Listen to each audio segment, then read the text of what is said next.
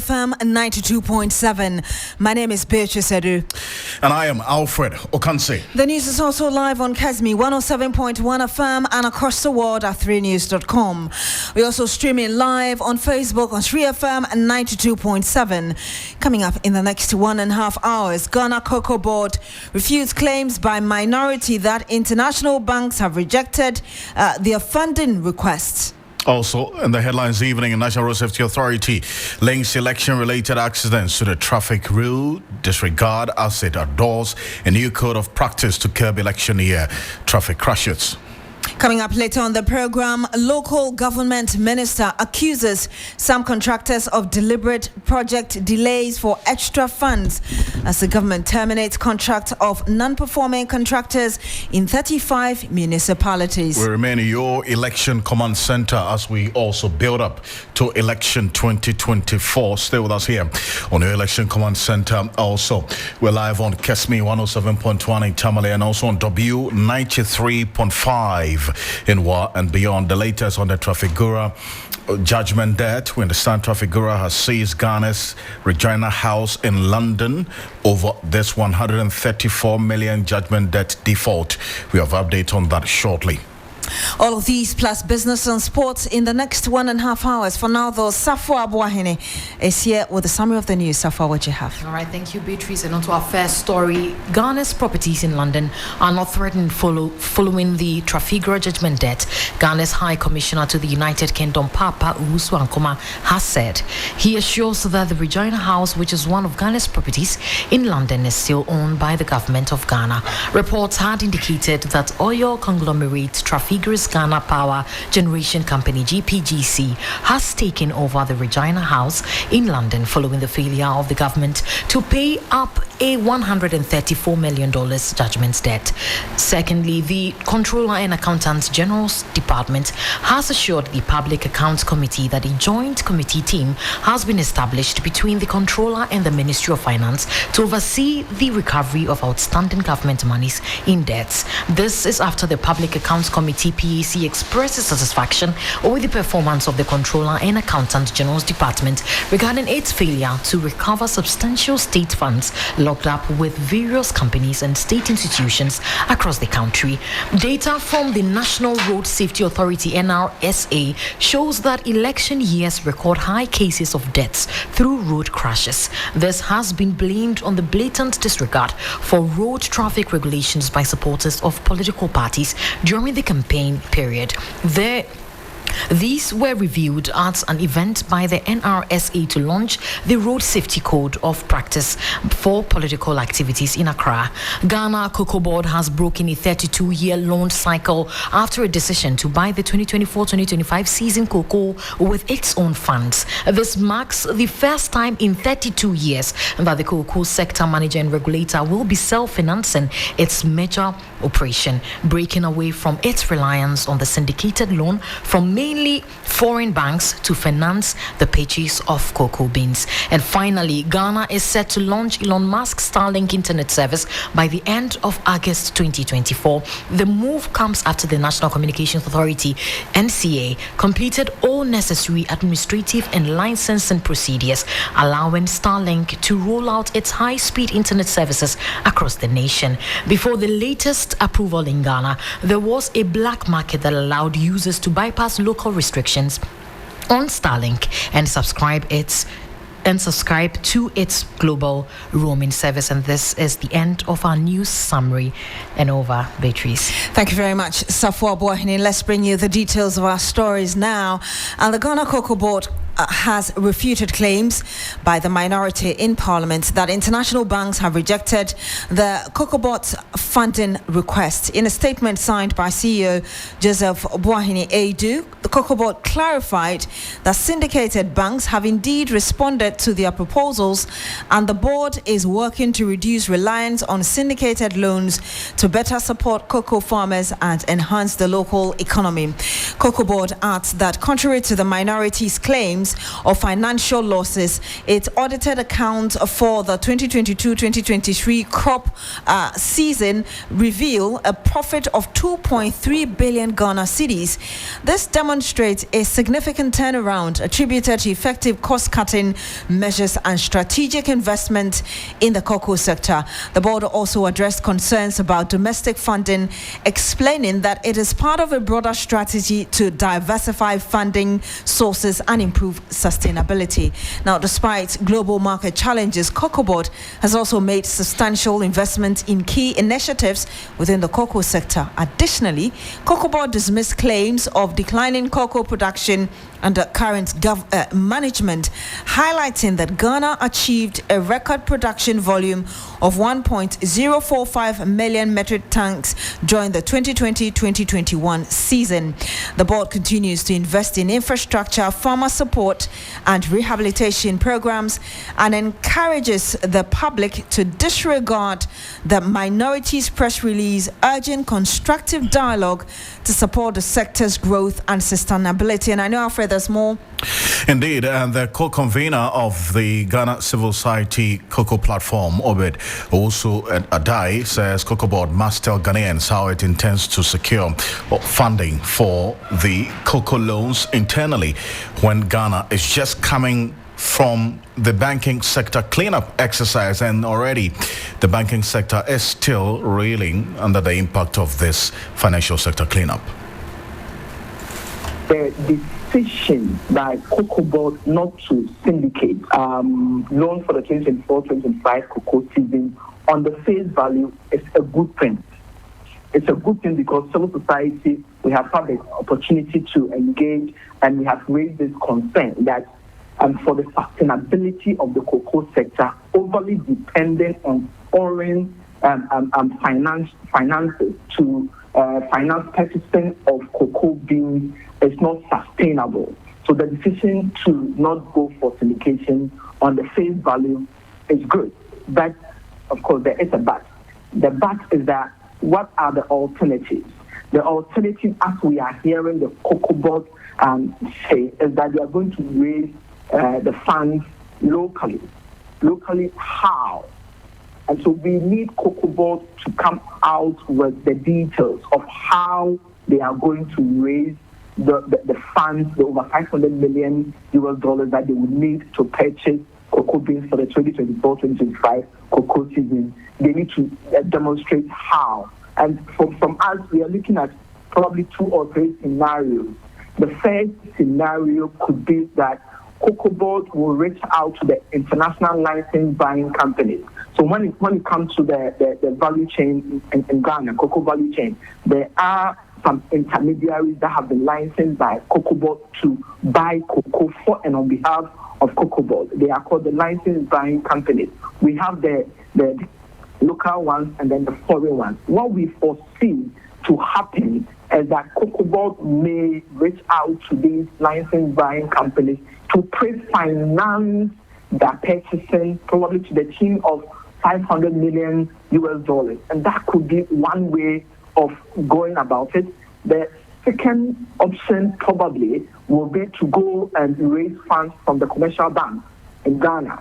And we all know what the problem with that could be. That currently the interest rate on commercial loans is between 26 to about 35%. So will it be financially prudent and sustainable for Cocoa Board to go to the commercial bank? Then the other question is, what will be the pressure of this magnitude of loans on the solvency of these commercial banks in the country? Well, so let's stay a bit further on this matter, because we do know what this cocoa syndicated loan is used for, not just for cocoa beans purchase, but also government leverages on it for the financing of construction and roads and so on. So it's a big issue. Professor Patrick Esume is a senior lecturer and an economist at the University of Ghana Business School. He's also a development economist who's been watching this space quite closely. Professor Esume, appreciate your time. Good evening. Thank you for joining us here on Hot Edition. Good evening, and good evening to the listeners. Thanks for having me. So this is the Cocoa Board's position. They have also vehemently denied this claim that it was rejected by the international banks in this quest to secure this $1.5 billion loan for the 2024-2025 crop season. In fact, they insist that these transactions that, according to the request for proposal for consideration, have necessitated discussions with financial institutions. And the emphasis is that nothing indicates a lack of confidence in Cocoa's credit worthiness. They have just taken a strategic decision now to look internally. I mean, how feasible is this, considering the financial situation that the internal source they are looking at is at the moment? Well, I think there are many layers to this. Personally, I think the idea that you go off the syndication is something that I'm absolutely supportive of. You've been doing syndication for long. Whichever way you dice it up, whenever you do this syndication, it means that part of the value of the cocoa generated is going to be paid out and is going to be lost out. So if you do any long-term plan to say we are going to move away from the syndication, it's something that I'm absolutely supportive of. Now, how we got here and whether it is because of struggle, and I think it's plain for us to see that the cocoa sector is really struggling. I understand Cocoa is saying they make profit, but we've known that some of the cocoa growers have been giving haircuts and all of that. So the profit that has come is not because of its normal operations.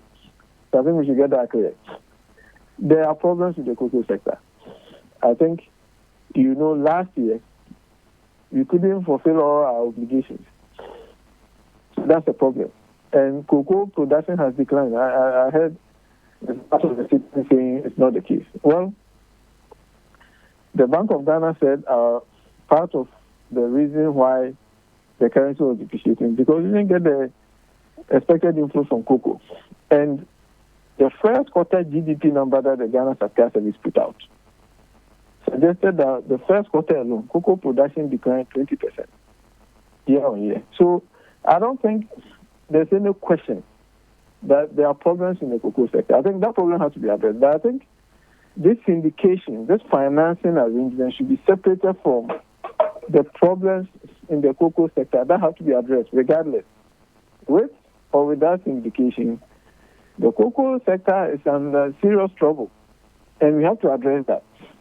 But as far as the syndication is concerned, I think that whatever we will do to support it, even if it is over the medium term, to wean off this annual ritual of going for syndication, where a substantial value of the cocoa the value from the cocoa production is paid out simply because we can't make an arrangement for internal resources to buy. I think it's not sustainable. But it's an important question you ask. Given the current state in which the economy finds itself, given the current state of the financial sector, exactly how we'll be able to rely on domestic resources to mobilize to buy this cocoa, I think it's a very important question that we should put to Cocoa Board. It's something that we should ask them to explain a little bit more.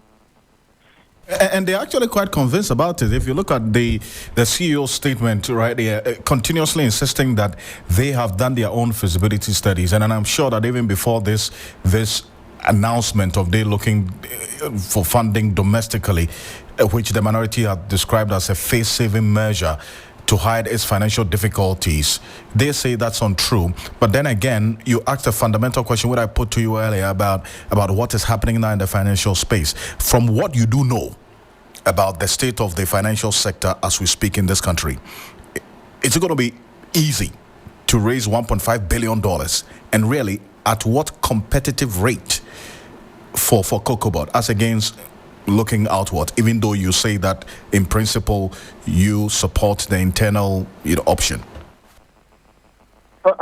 I'm not sure that it's $1.5 billion that we need to raise. I think given the projected amount, the projection for this season, and given what happened last season, I'm not sure that $1.5 billion is what we need. Now, but the main question about what is happening within the domestic sector. Now, you are aware that some of the banks even have to recapitalize. And, you know, the IMF document, the second review, has shown that especially some of the local banks are really going to struggle, you know, to try and meet the capitalization requirement. So that is there. That means if we are going to do this, we are going to have to rely probably on the banks with foreign connections. Now, in principle, if you look at how, you know, non-performing loans are going up and the banks are struggling, are unwilling to make some loans, you get a sense that they will have, some banks may have the liquidity to be able to support. But the key question remains whether they will have sufficient confidence in the operational competencies of Cocoa Board to get on board. I think that is where I'm a little concerned. I'm not sure that the amount involved will be too much for the local banks or the banks operating in Ghana to finance. But they have seen what has gone on with Cocoa Board over time. Some of the banks have had their fingers bent in the past. And they are also reading the numbers telling us that in the first quarter alone, cocoa production has declined. So I think they will be a little concerned. And that means that perhaps, you know, maybe to begin with, they might ask for more by way of returns before they might commit to it. But I think it's still, if the Cocoa Board says they've done their own internal discussions and they claim that it can be done, for me, I don't think that the quantum of the amount involved is something that we can read from Ghana, the banks in Ghana. However, I think Cocoa Board cannot say that its hands are clean. We know there have been challenges. And, you know, it's on them to explain in a more convincing way that this is something that can be done. And especially when we've been talking about a time when the cocoa bills, persons who invested, in fact, including financial institutions that invested in the cocoa bills, have had to take a haircut as we speak. Yeah, that's like I mentioned, yes. People have taken haircuts for buying cocoa bills. So I'm sure people will be very hesitant. But, I mean, if the CEO says, you know, they've done the consultations and they think this is feasible, for me, the principle is something I'm absolutely supportive of. How we can make it work is what I need a little bit more convincing. But as we speak, the picture looks bleak, at least from where you sit. Yeah, I think the picture looks bleak because of how the cocoa sector has been doing, especially in the last year and this year. And all the challenges we've been facing with swollen shoe disease, the challenges we've been facing related to galamsey, and all the factors that has reduced that has led to some reduction in the quantity we produce, especially last year. And even though there's expected to be some increase this year, we are still not back to where we were in 2020 and 2021 season. So I think this is where the challenges really sit. For me, this is where the challenges really sit. Prof, appreciate your time. Thank you so much for joining us here on Hot Edition. You're welcome. Professor Patrick Esumin is a senior lecturer at the University of Ghana Business School, a development economist as well, on this position taken by Cocoa Board with respect to, indeed, that vehement denial and the claims that it was rejected by international banks in its quest to secure this $1.5 billion for the 2024-2025 cocoa crop season for this syndicated loan. In fact, they are now looking internally. Let's go on our Facebook page right now. We put something there. There's a bar graph that gives you a clear representation of Cocoa Board's losses over the period. In fact, we track from 2017, and it's for good reason, because there was a change in administration and then also a change in strategy for Cocoa Board. Now, in 2017, you'll see some profit of 395 million. In 2018, it reduced a bit to about 78.2 million. But if you look at the year 2023, we've seen an increase in the loss from 2021, 2.4 billion to 4.2 billion in 2023. If you want to do a year-on-year analysis, we're seeing an almost 100% increase in the losses of Cocoa Board between 2021 and 2023, from 2.4 billion to 4.2 billion within that particular period. There are fundamental questions that are asked as to exactly what is going on and what Cocoa Board is the strategy they are using or employing to ensure that they stay afloat. And that's where the Concerned Farmers Association have also been looking at how things are playing out, are looking at it, because in the end, they are also expecting that their cocoa beans will be bought. In fact, one of the reasons for getting this loan is to buy these cocoa beans. Other than that, then they are left with no option than to look elsewhere, Côte d'Ivoire and so on. We are looking at also the issues of smuggling, which is having its own impact on the cocoa sector in this country. Illegal mining as well has been identified as one of the major problems that the cocoa sector is faced with, which has led to a reduction in cocoa production as projected for year-end 2024. So what are the cocoa farmers saying in all of this? And we are joined by President of the Concerned Farmers Association, Nana Opambo Bonsu, for a conversation on this regarding all these issues coming up from the Cocoa Board and the concerns being raised. Yeah, we don't have Nana yet, but we have the President of the National Association of Cocoa Farmers, Stevenson Anani. He's the one on the top. Stephen Anani, good evening to you, sir. Thank you for joining us. Hello. Hello, sir. Good evening. Thank you for joining us. If you can hear us. I can hear you well. Okay.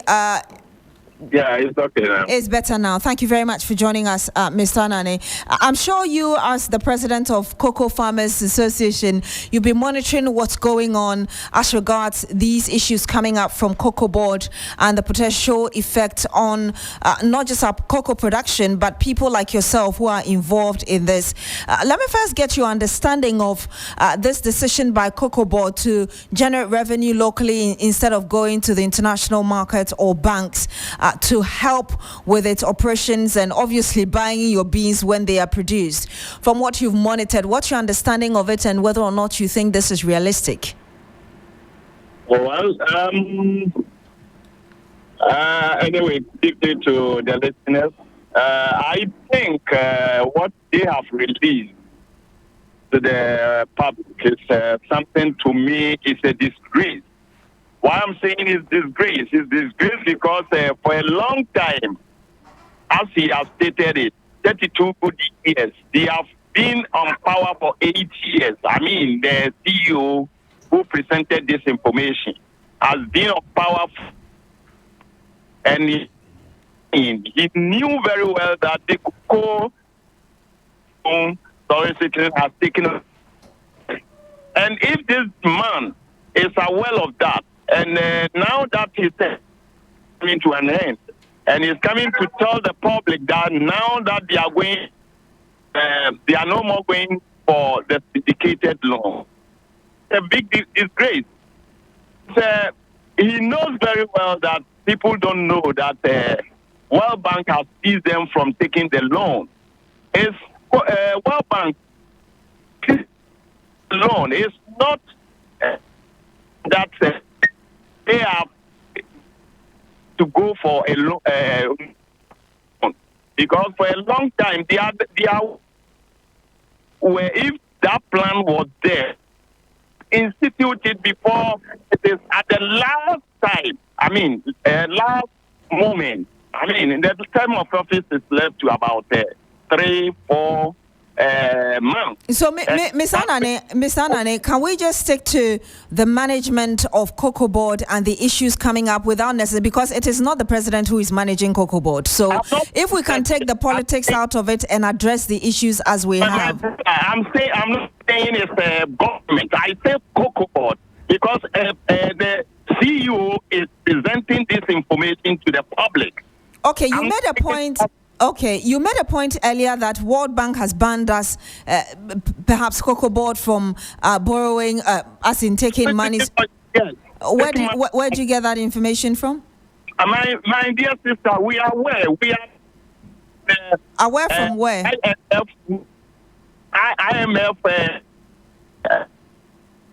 IMF constrained, and IMF. So what we do know, Mr. Anani, what we do know is that the report. I wouldn't know. How I wouldn't know. I should know, because this message, when it comes out, we also read it. I mean, Ms. Anani, I do understand that there are conditionalities for the IMF program that we are currently on, but I'm saying specifically to Cocoa Board, what we do know is that the report that is out is that because of quote-unquote mismanagement, Cocoa Board is restricted from going to the international banks to take monies. But even that, we have the CEO dismissing that claim and saying that they think that it is more beneficial for Cocoa Board to generate revenue locally.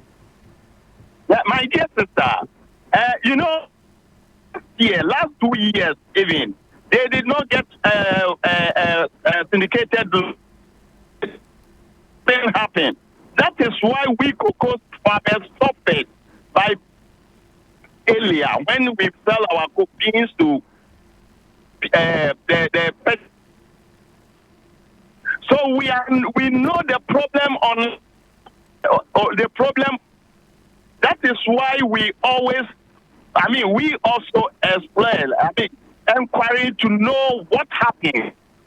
He cannot tell us that because they have make a plan. Why he didn't make that plan earlier on? Okay, so let me ask you, this... Let me finish. Let me ask you, is it not going to be serious? Before they were soliciting for loan, they were taking loan from... the syndicated loan, they were taking it. How we were stopping. Now that they are going for a local loan, or they are managing, they are going to take a local loan. With it, how is it going to it is going to, because we know what has happened earlier on. So you don't think it's realistic? This idea is realistic? It's not political. Cocoa farmers, we are also fighting for our liberty, our freedom. So, Ms. Anani, what I'm asking is, if you would kindly, Ms. Anani, if you would kindly listen so we can have a good conversation. I'm asking, do you think that this proposal is realistic or not? It's not realistic. It's okay. Not true.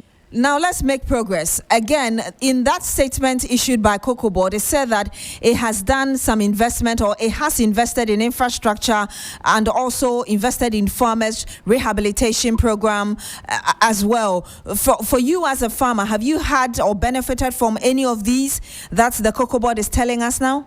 For a long time, they started doing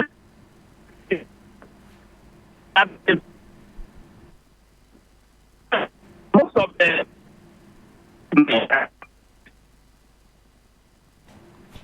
I'm sorry, we'll have to end the conversation here. That was President of Cocoa Farmers Association, Stephen Anani there, and we apologize also for the poor quality of that line. Let's bring you some more, and data from the National Road Safety Authority reveals that Ghana records higher number of deaths through accident each election year.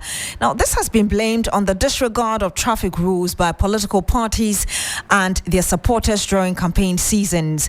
The Road Safety Authority has launched a code of practice for political parties to reduce crashes this year. Now, the National Road Safety Authority has identified high carnage on the roads in the heat of election campaigns. The Director General of the National Road Safety Authority, Engineer David Osafo-Adonting, spoke during the launch of the code earlier today.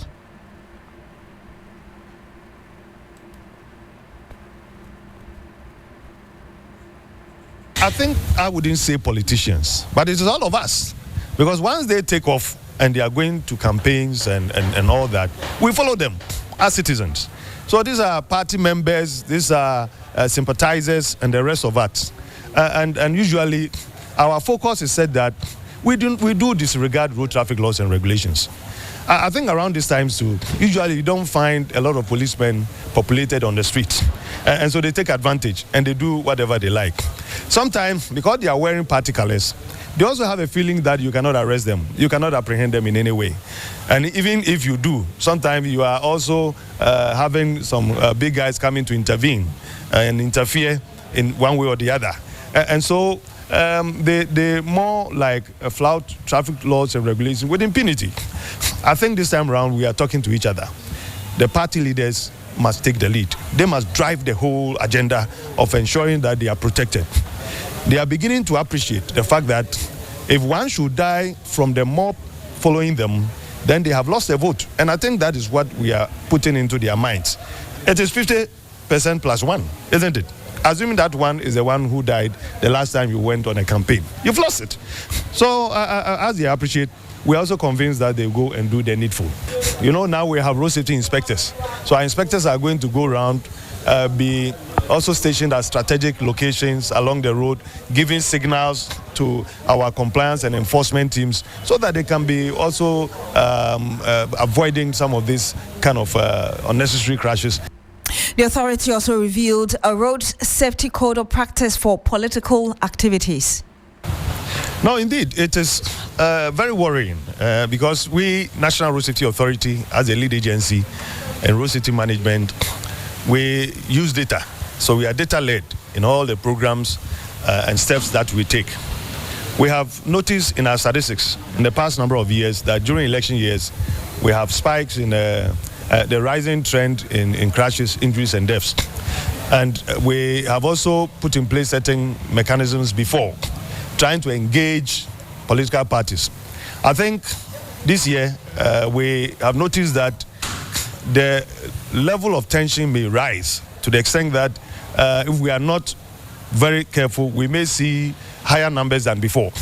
And so we have scaled up our engagement with the political parties because they are the ones that are going to run the campaigns and the rallies and so on. So we thought of meeting them from the leadership and then before we go down their ranks.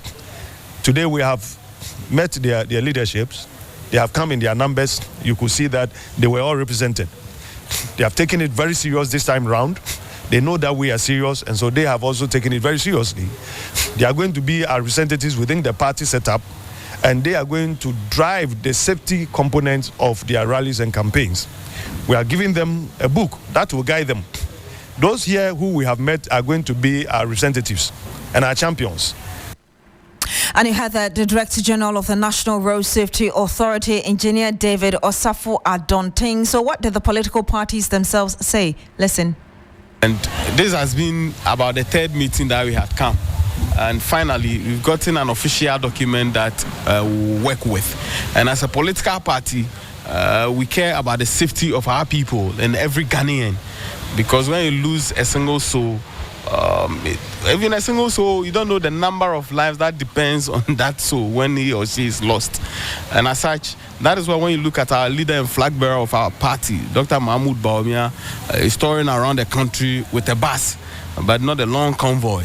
The NDC has been committed to any regulation or every regulation that seeks to sanitize the system and seek to foster the prosperity of human lives in this country. And it's no different from this regulation we are seeing here. Anything that seeks to save the lives of the Ghanaian people are things that the NDC will definitely adhere to.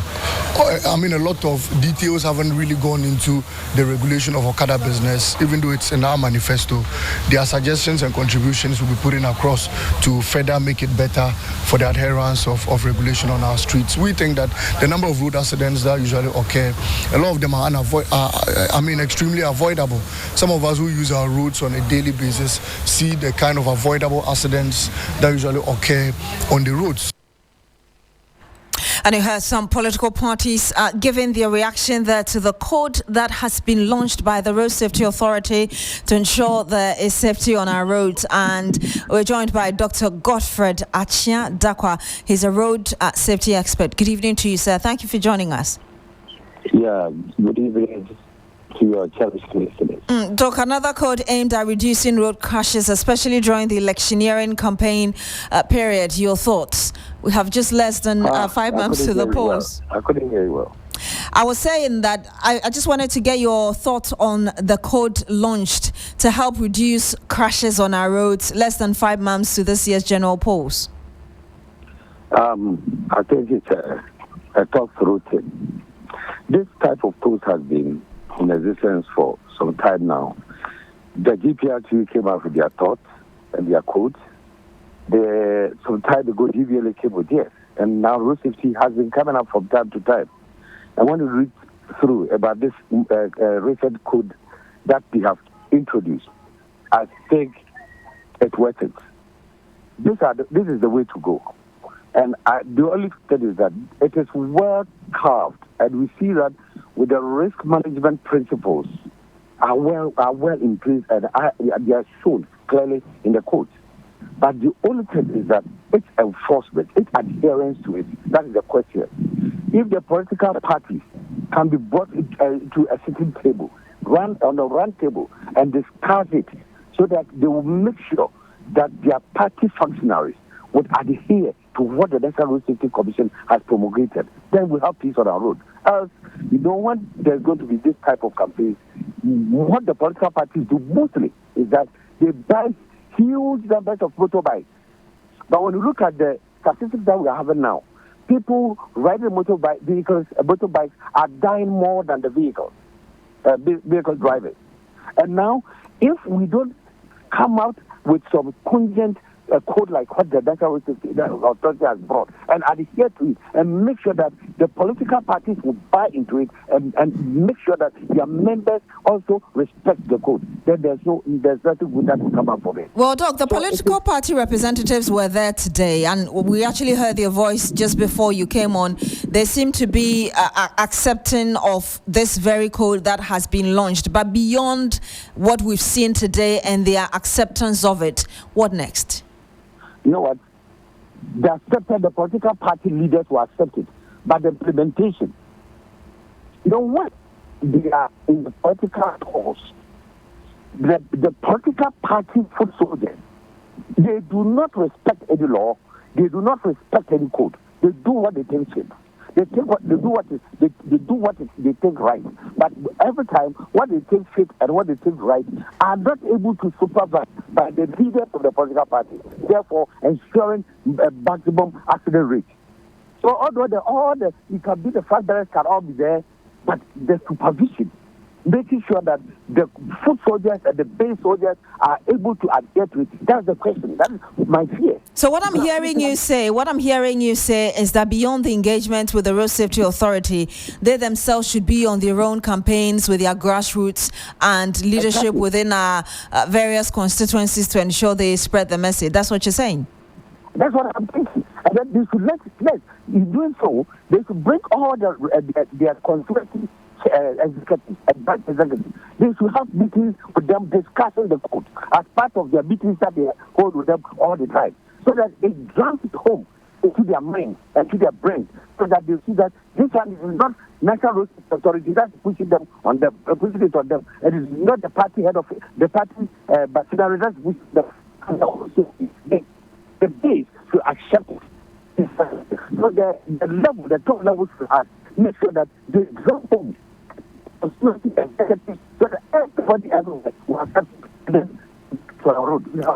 Doc, we'll be grateful if you could reposition yourself for us so we can just conclude our conversation. We're losing you a bit. But my final question to you, this is coming from the Road Safety Authority. How would you expect the MTTD, for instance, to also collaborate, not just with the political parties, but the Road Safety Authority to ensure that we're getting a 360 kind of approach to keeping our roads safe? You know what? When it comes to politicians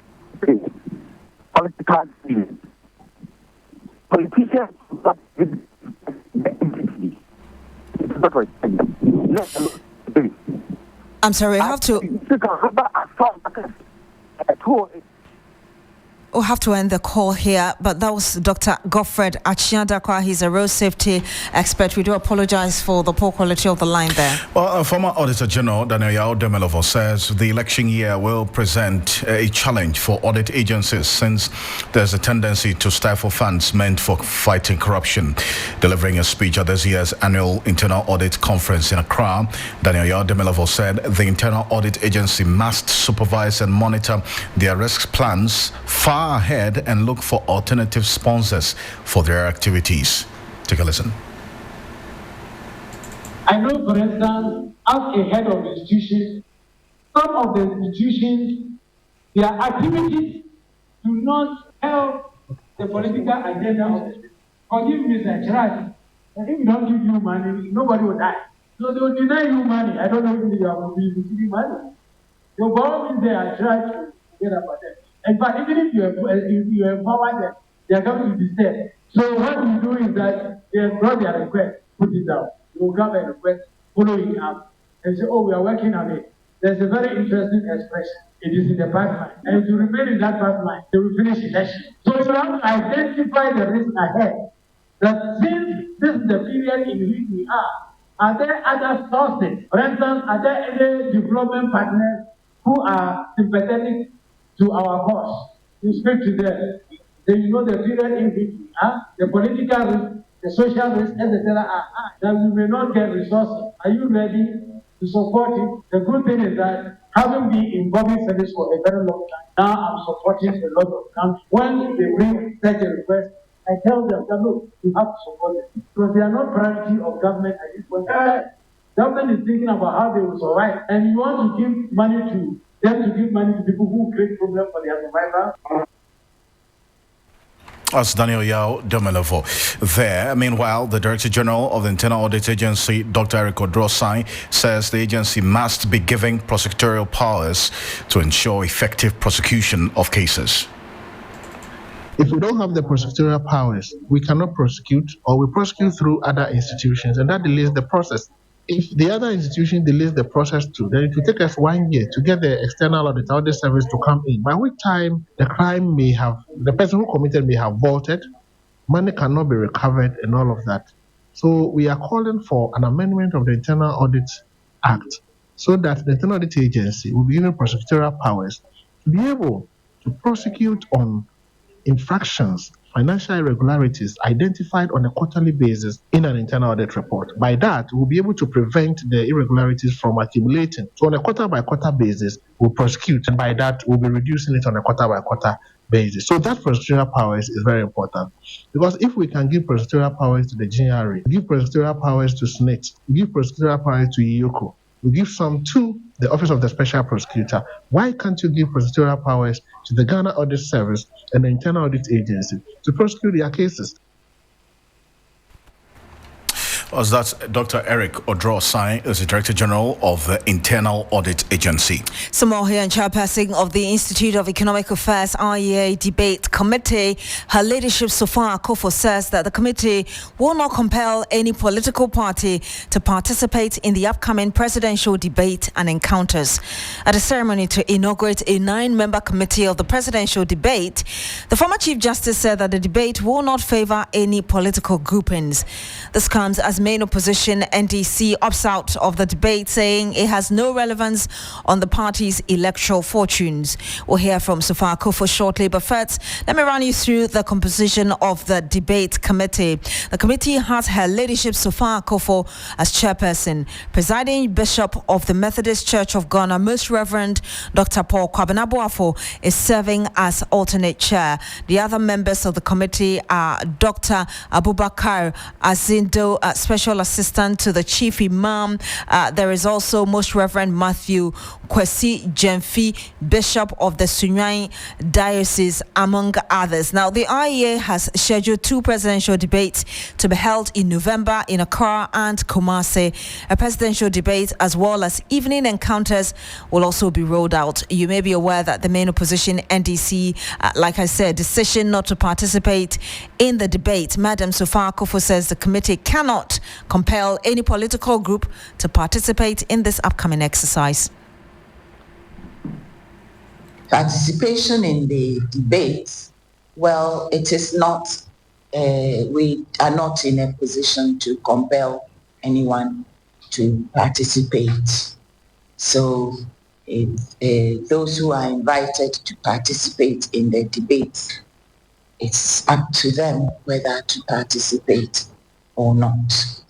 We have been selected to be honest brokers in the organization of the debates. We're not going to favor anybody. The only side we are on is Ghana.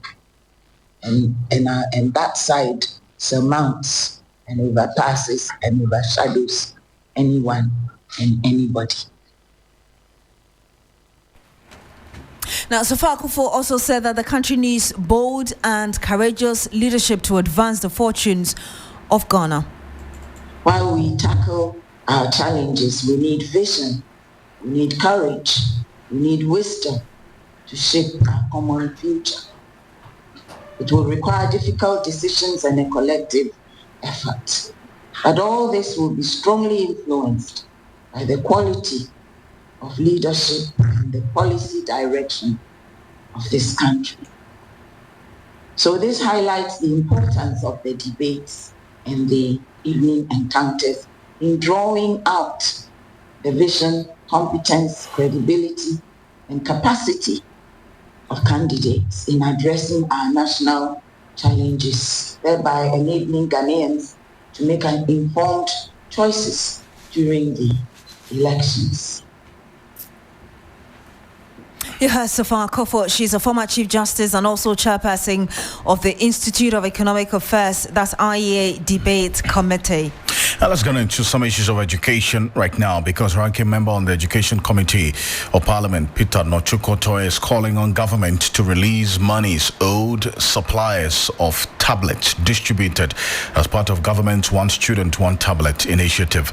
According to him, the supplier has fulfilled his obligation by supplying a total of 1,353,000 tablets. However, government has not followed through on its commitment to pay the supplier what is due them. This, he says, is compounding the loan the supplier used in the procurement of these tablets, leaving the business in great distress. At the launch of the manifesto, they mentioned that they had distributed 900,000 tablets to senior high schools as part of the free SHS program. I listened to another speaker who said 90,000. So I don't know which is which. In our press release about 6 or so weeks ago, we indicated that it's a program that as a party, NDC, we support very much. But where you are not prepared for it, you don't have any budgetary allocation, and you go into it, you create problem for the suppliers. As we sit here, we know that 1,350,000 tablets were procured, and the supplier had to look for a loan in dollar denominated. That means that anytime he's going to pay the loan back, they will calculate the rate. If it is 18 cedis to the dollar, that is what he will have to pay. He has been denied payment for a very long time now, and we don't know why government is refusing to pay. Well, the minority is sounding another alarm of government debt to WAEC. It says it's affecting its ability to even mark the BC papers. This is Clement Apak, Dr. Clement Apak, who's the deputy ranking on the Education Committee of Parliament, speaking earlier.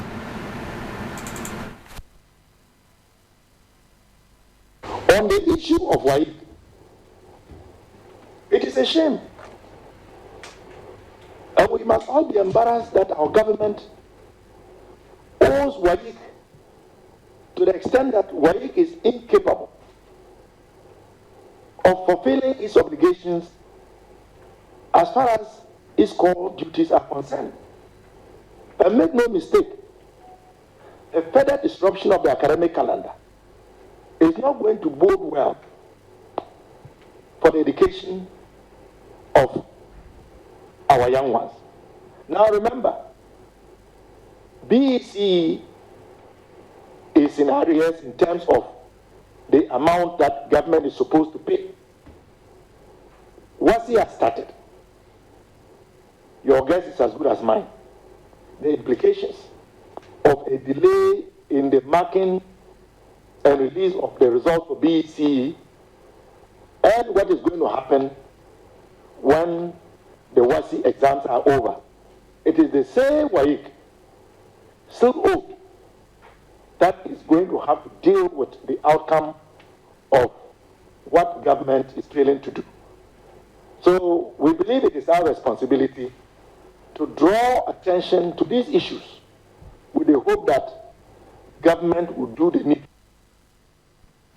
Oh, that's Dr. Clement Apak there. But away from that, Justice Eche Amuzu, a 37-year-old farmer at Dodo Pepeso in the Kajebi district of the Oti region, has shot his biological brother, Bright Doe Amuzu, 34 years of age, to death. The incident, which occurred on the night of Tuesday, August 13 this year, has thrown the entire community into disbelief and mourning. The assemblyman for the Dodo Pepeso, Dodo Tamale electoral area, Sairam Kingsford Ajima, says a misunderstanding ensued between the two brothers the previous day, and in the night the deceased went to the suspect's house to have a discussion with him concerning the said subject of the dispute. He said the suspect, remembering the pain he received from Bright during a fight, went back and picked up his single barrel gun and shot the deceased without any provocation. Mr. Jima also said the victim was rushed to the St. Mary Theresa Catholic Hospital in Dodi Papasi, but passed on Friday, August 16, 2024. Superintendent of Police Frank Nana Asomeni at the Kajebi District Police Commander confirmed the incident to news reporters, and correspondents following that quite closely said the suspect was put before a court and remanded in custody to allow for further investigation. This is the second murder case within a week, with the first happening on Monday, where Dodi Papaso area, where one Divine Toku, a 40-year-old mentally challenged man, allegedly killed one Hope Kujo Dente, a 60-year-old farmer, with a machete. So, some 8 minutes to the top of the hour, 6 p.m. here on Hot Edition on 3FM 92.7, also on Kesmi 107.1 in Tamale and beyond. We're live on W 93.5 in Wa and beyond. Bismarck Ewusa is standing by with all the latest in the world of business. But before that... Yes, before that, and... step into the world of Dewa 539 for your chance to win big with Dewa Direct and Dewa Chop Money. With Dewa Direct, dial star 446 hash, pick 1 to 39 and win 20 times, 40 times or 400 times your stake, and win cash every evening at 7 p.m. and on Sundays at 6 p.m. Early birds love Dewa Chop Money. At 10 a.m., dial star 446 hash, choose 1 to 39 and win 20 times, 40 times or 400 times. Play at dewa-nla.com or dial star 446 hash. Need help? Call 055-6259-249 or 053-2479-879. Dewa Afa.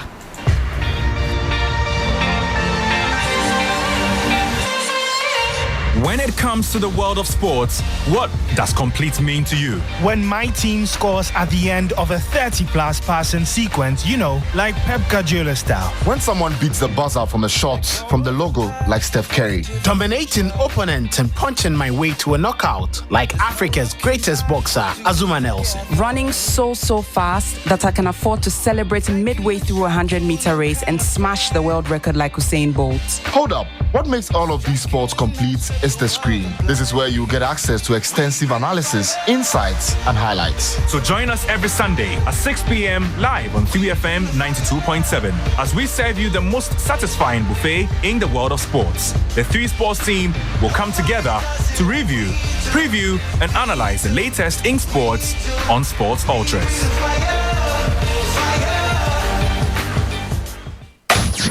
Accra gets busy on this frequency. 92.7 3 FM.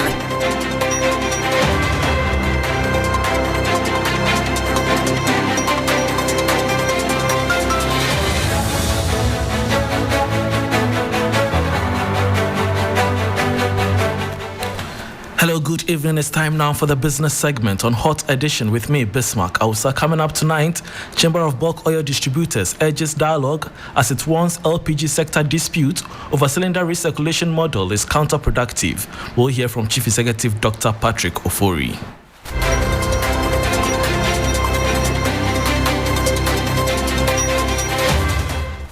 Thanks for your company. Now to our very first story. The Chamber of Bulk Oil Distributors is calling for dialogue after recent actions by liquefied petroleum gas marketing companies to sever ties with Sage Petroleum and Blue Ocean depots in Tema. The Chamber has described the decision as counterproductive to ongoing efforts to promote LPG usage in Ghana, highlighting the significant investments and contributions of the two companies in the downstream petroleum sector. Addressing the media, Chief Executive Dr. Patrick Ofori urged stakeholders to engage in constructive discussions to resolve the matter and maintain a competitive business environment. By employing Ghanaian personnel and partnering with local LPMGCs, dealers and transport companies, they are all contributing to the growth of the Ghanaian economy. The decision by LPGMCs to cut ties with these companies is counterproductive to the LPG promotion effort by government, MPA, and all stakeholders involved. While we strive to preserve our environment, we must never compromise our safety and efficiency of domestic gas usage by spreading misinformation. A competitive business environment is essential for innovation and growth, and we urge all stakeholders to engage in constructive dialogue to resolve this issue and foster collaboration within the sector. And that was Chief Executive of the Chamber of Bulk Oil Distributors, Dr. Patrick Ofori. Moving on, the Ghana Union of Traders Associations, GUTA, has opposed the Ghana Shippers Authority Act 2024, requiring traders to obtain import licenses or permits from the authority before the import. GUTA President Dr. Joseph Obin argues that Shippers Authority has no mandate to demand import documents and are therefore urging President Akufo-Addo to reject the law to prevent increased business costs and delays. They are also demanding that we submit all our import documents to them as if they are GRA or they are ICAMs. They don't have any locus or any relevance with regards to our documents in their operation. What are they going to use? Are they going to bill us something? Are they going to give us the duties to pay? Or they don't have any relevance in that. And all these things also go with punishment. That one has to pay if you import goods without registration. You have to pay 5,000 penalty points, where one unit is 12 cedis. So it means that you are going to pay 60,000 cedis when, in case you do not register with them, and then imprisonment. What have business communities done to deserve all these things? We are not going to accept this. We are not going to allow this. You heard President of the Ghana Union of Traders Associations, Dr. Joseph Obin. Before we go, the Bank of Ghana has charged the ACI Financial Markets Association to intensify oversight of its members to prevent infractions that threaten the stability of Ghana's financial market. The central bank's directive aims to address growing concerns over regulatory breaches that have negatively impacted market operations. Speaking at the maiden ACI Financial Markets Conference here in Accra, Director of Financial Markets Department at the Bank of Ghana, Dr. Zakari Mumuni, urged ACI Ghana to take proactive measures in ensuring its members do not contribute to market disruptions. Navigating the future requires collaborative and concerted efforts of all stakeholders, including government, regulatory bodies, financial institutions, and the private sector. Together, we can create a dynamic, inclusive, and ethically sound financial ecosystem that supports sustainable economic development for our country and the continent at large. I assure you that the Bank of Ghana is committed to working with all stakeholders, including the ACI Ghana, to achieve these objectives. Based on the cases cited earlier, let me encourage ACI FMA and ACI Ghana to ensure that going forward, ACE members are not found culpable of such infractions, as these infractions not only hurt the financial market, but also the ACI brand. And that was Director of Financial Markets Department at the Bank of Ghana, Dr. Sakari Momoni. Ending Business Daily with me, Bismarck Ausa. For more business stories, please log on to 3news.com. Sports is next with Bill Eshendusday.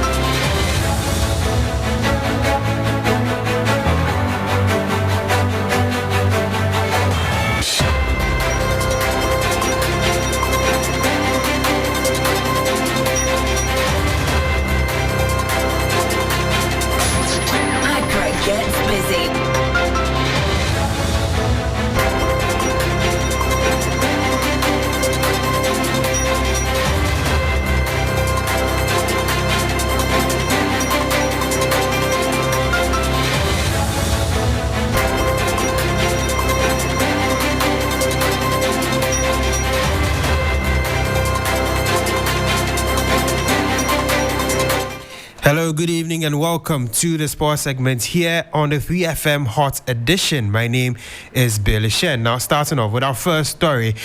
In the last few days, the TNA Park was inaugurated where Midiama managed to defeat Asante Kotoko by 2-1. And the biggest persons, the biggest people in Ghana football attended the match to view the inauguration. But the three sports sought out a young photographer who goes by the name Elijah Yao Nkansa, and we told his story. In the middle of the crowd gathered at the newly revamped Takwa and Aboso Stadium for the handing over ceremony to the National Sports Authority, a young boy stood out. Elijah Yao Nkansa, a 12-year-old photographer who started using the camera at 6 years old, was busy going about his duties, capturing the historic moment from the lens of his camera. Elijah is driven by the passion of his father, who is a professional photographer. To take part in everything he does, so that in the future I will also become better like him. The young Elijah had to battle with other photojournalists for a spot to get the perfect photo. In all of the frenzy, though, assistance from his father helped him a lot on the day. Sometimes we have a astro chef at where I stay. We go there, take pictures and all things. We go to an event, and a big event, funeral, wedding, adoring, to take pictures and those things. Whenever I go wrong, teach me the right thing so that next time I will not make any mistake. Elijah's father, Robert Gansa, a seasoned photographer, has taught all his kids how to handle the camera, and for him, it is a great feeling to hand over what he calls a valuable skill. Day in, day out, I try to teach them. I take them outside on park to teach them how to do the photography and also videography. I can even say some big men who are handling the cameras, this my kid can even do better than what those people are doing. The TNA Stadium's reopening marked more than just a photographic opportunity for Elijah. It represented a chance to contribute to his community's narrative, to leave a lasting impact, and to inspire others to pursue their passions, no matter how young they may be. That was a report there by Francis Hima on Elijah, who is a young photographer. He attended the inauguration of the Midiama TNA Park. To other stories, Midiama's head coach, Nebosja Kapoor, has entreated the Ghana Football Association to improve the states of pitches across the country ahead of the new Ghana Premier League season. He spoke to 3 Sports ahead of the GPL Express, which airs during the weekend. GFA and also people in club, we must think more about playing grounds, because stadium in Tamale is something what everyone must think about this and maintain this stadium better, because like I told, I don't want anyone be offended, but Tamale Stadium is a shame of Ghana football, really. Tamale Stadium is a shame for Ghana football, according to Mediama's head coach, Nebosja Kapoor. Now, moving on to Europe, Jordan Ayew is set to move to a new club, but it is a club in the Premier League, Leicester City. They have reportedly agreed on an £8 million fee with Crystal Palace for the transfer of the 32-year-old. Here is an explainer on this move by 3 Sports. Jordan Ayew's time with Crystal Palace is seemingly coming to an end. According to multiple sources, the Ghanaian forward is set to join Abdul Fattah Issahaku and Leicester City in a deal worth £8 million. This will be the 32-year-old's 4th Premier League club, having featured for Aston Villa, where he made 30 appearances, and Swansea City, making 50 appearances. The former Marseille man has amassed 275 appearances and scored 37 goals in the competition. No other Ghanaian has more.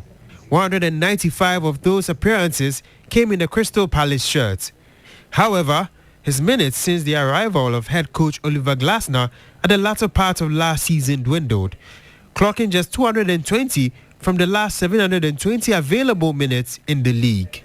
A switch to the King Power Stadium could be a breath of fresh air for Jordan, and generally, Leicester has proven a popular and good destination for Ghanaian players. Jeffrey Schlupp and Daniel Lamate were part of their Premier League winning side in 2016, while Fattah Issahaku is building a strong reputation at the club. For Jordan, who has vast experience across the Premier League, the omens are certainly good. We'll provide you further updates on the Jordan Ayew potential transfer to Leicester City. But before I do go, the Black Princesses are set to play an international friendly with Mexico's team ahead of the Under-20 Women's World Cup, which is set to begin in late August. Now, the game would happen tonight at 8:30 p.m. and so we'll provide you further updates on all our social media platforms at 3 Sports GH. Do well to follow us and get all the updates when it comes to the Black Princesses ahead of the Under-20 Women's World Cup. That brings an end to the sports segment here on the 3FM Hot Edition. My name is Billy Shen, and of course Beatrice and the rest of the team are on standby with more.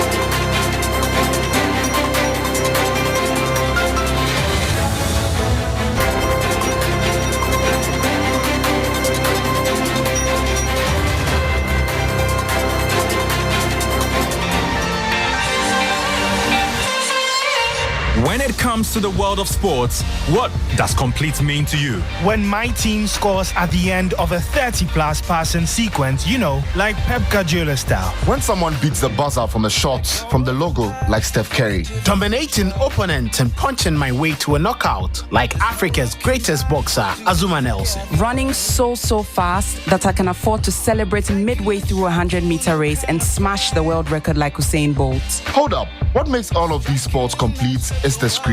This is where you get access to extensive analysis, insights, and highlights. So join us every Sunday at 6 p.m. live on 3FM 92.7 as we serve you the most satisfying buffet in the world of sports. The 3 Sports team will come together to review, preview, and analyze the latest in sports on Sports Ultras.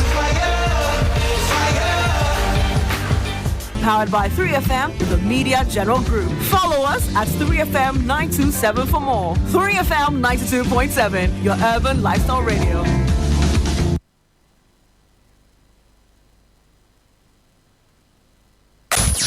Accra gets busy on this frequency. 92.7, 3FM.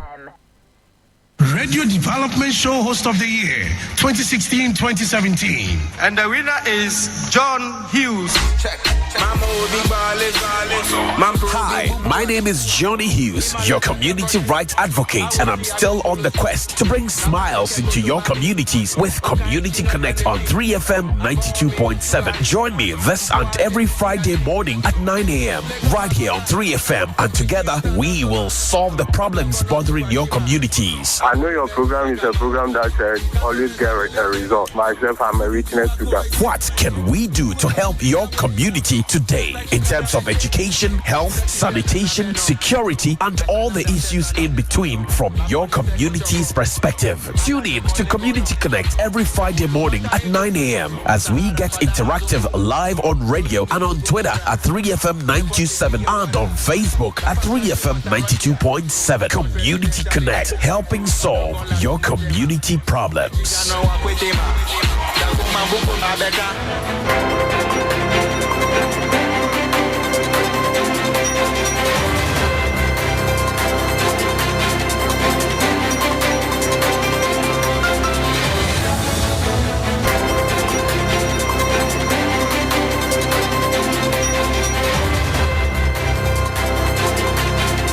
Thank you very much.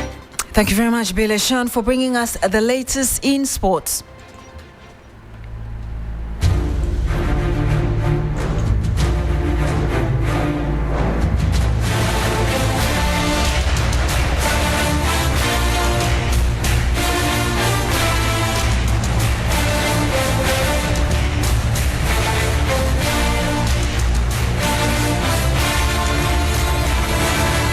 And you're still here on Hot Edition on 3FM 92.7.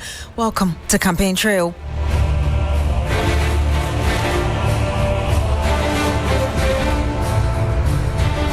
Now, Campaign Trail tonight as the Electoral Commission continues the exhibition of the voters' register. The flag bearer of the NDC, John Mahama, is urging holders of the Ghana card around the borders of the country not to give out their cards to any security official claiming to challenge their citizenship status. Now, John Mahama spoke to supporters of the NDC in Gakli of the Kutusal constituency of the Volta region.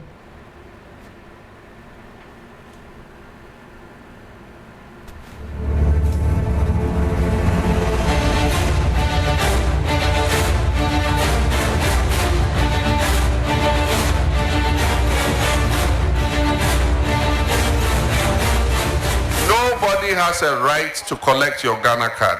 Nobody. Not immigration, not police, nobody.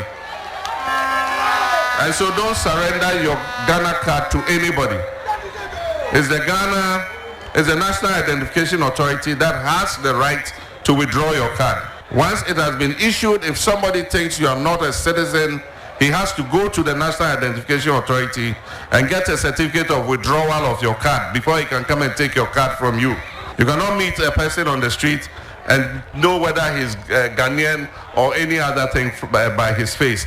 This is the territory of Ghana, and everybody who lives here is a Ghanaian. So that harassment must stop, and we'll make sure that it stops. Ezu. And you have the flag bearer of the NDC, John Mahama, to the PNC now, because the People's National Convention has started vetting aspirant vying for the leadership of the party ahead of the delegate congress slated for August 31. A total of 17 aspirants have fielded to contest for various national executive positions and the flag bearer slot. Former National Chairman Bernard Mona and 2022 flag bearer David Apasera are in the race to become the presidential candidate. For the chairmanship position, Hajia Hajara Ali and Asaki Awingobit filed and will be facing the vetting committee. Awudu Ishak and Yakubu Farudin are vying for the General Secretary position.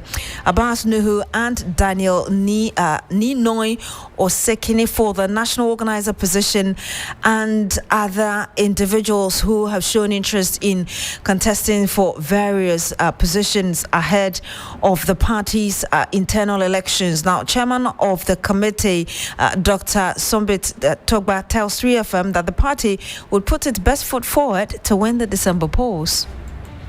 So, how many people are you looking at vetting today? I want to introduce my colleagues. Okay. Immediately to my right is a member. To my left is Alaji. Siba. And to my fellow left is Okay. We are the members of the committee. We have about 19 people to interview for various executive positions. We're starting today. We'll continue tomorrow and Saturday if there's additional work. We have communicated these dates to all or to each of the aspirants. And the time we are sitting, all this has been communicated.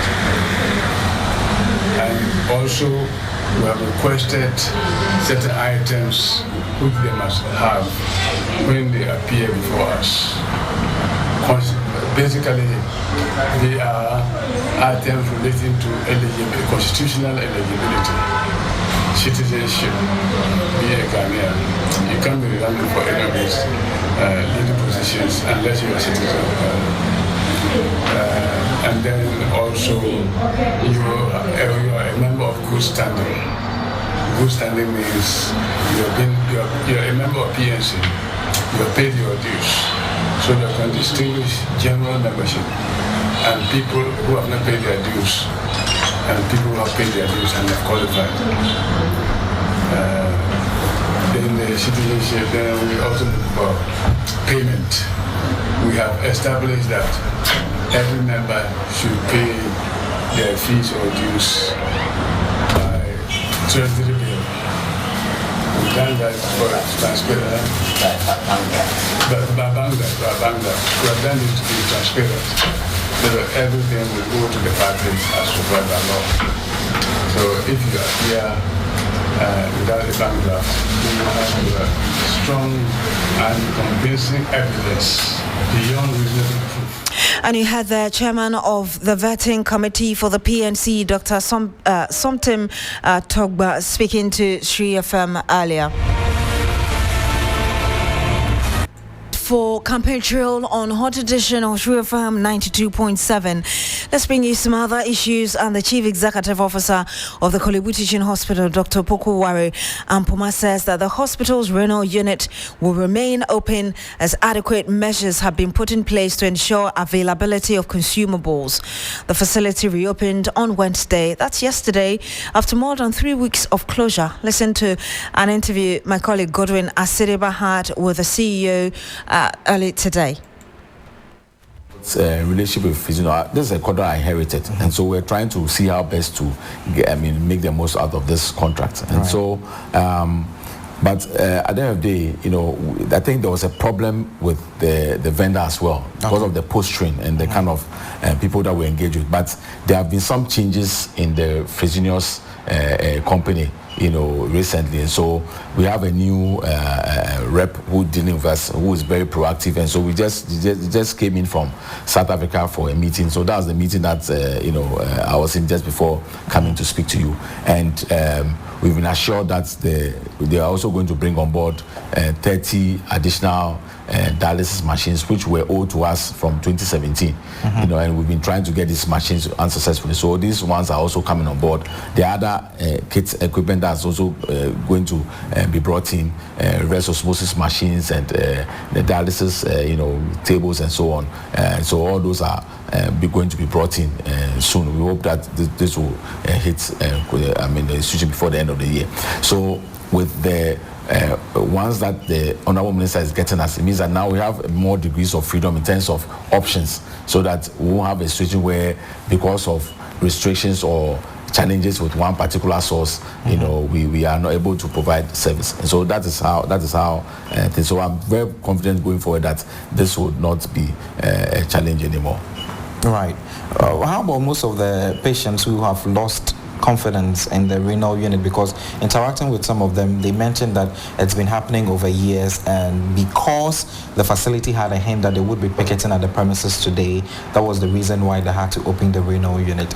So okay, so I think that is I'll be surprised. I'll find that a bit unfortunate. But I can understand why somebody would say that maybe they're feeling some frustration. But I don't think that it's that they are not confident, because why is it that there's always a queue in Kolebu? Right. If there was a loss of confidence in Kolebu, then we shouldn't see anybody coming here.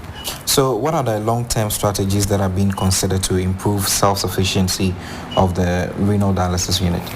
Well, in terms of self-sufficiency, I think that is a bigger question. All right. Because at the moment, there's a certain cost of providing the service.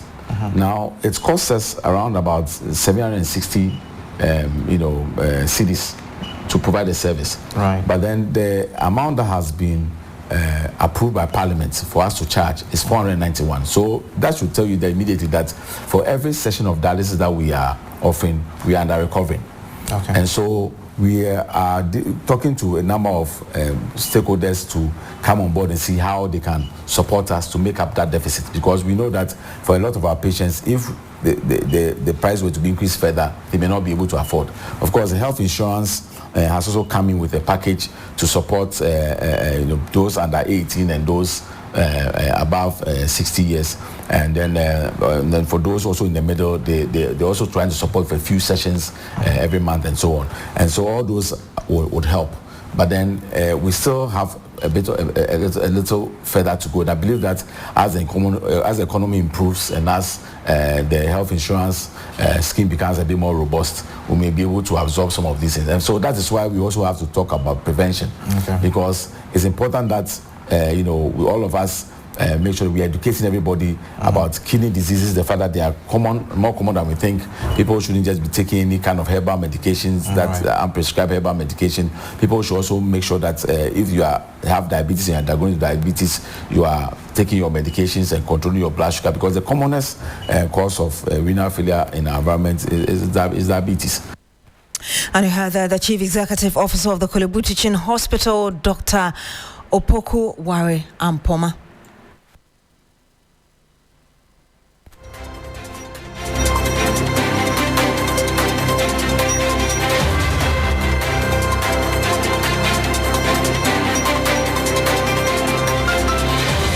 And that's it for Hot Edition on 3FM 92.7. My name is Beatrice. Thank you very much for joining us today. Log on to 3news.com for more news. Have a good evening and do enjoy the rest of our programs.